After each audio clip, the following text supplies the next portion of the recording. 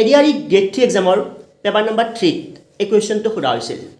কুৱেশ্যনটো আছিল পাৰ্চেণ্টেজ টপিকৰ ওপৰত question number আছিল 50 কুৱেশ্যনটো কি আছিল অলপ চাওঁ হা কৈছে কি এ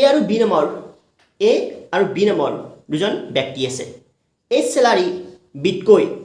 25% বেছি হয় তেন্তে বি স্যালাৰি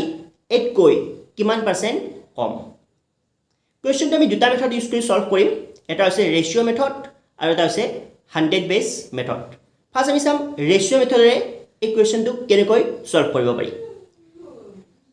এই স্যালাৰি বিতকৈ কিমান পাৰ্চেণ্ট বেছি 25% বেছি 25% মানে কি 25/100 মানে 1/4 সাপোজ ইনিশিয়ালি আৰম্ভণিতে বি স্যালাৰি কিমান আছিল 4 পাৰ্টস আছিল 4 ভাগ ঠিক আছে এটা 4ত 25% এৰ ভ্যালু কিমান 1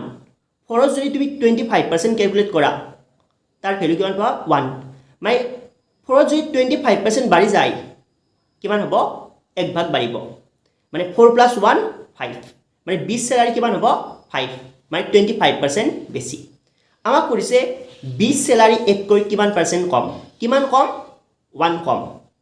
5 - 4 1 কম কৰিছে কিমান পাৰ্চেণ্ট কম মানে পাৰ্চেন্টেজ লেস ক্যালকুলেট কৰিব লাগে পাৰ্চেন্টেজ লেস কি হয় equal to difference by less থাকলে হলত তলত কি হয় মুড ভ্যালু লেস থাকলে তলত কি হয় মুড ভ্যালু আৰু পাৰ্চেন্টেজ ক্যালকুলেট কৰিব লাগিলে আমি কেনে মাল্টিপ্লাই কৰিব লাগে 100 ৰে ডিফাৰেন্স কি হ'ব 5 - 4 আৰু দুটা ভিতৰত ডাঙৰ ভ্যালু কি হয় 5 মানে 1/5 * 100 আৰু 5 এ 100 ক কিমান বাৰ কাটিব 20% মানে 20 স্যালাৰি এতকৈ কিমান পাৰ্চেণ্ট কম 20% কম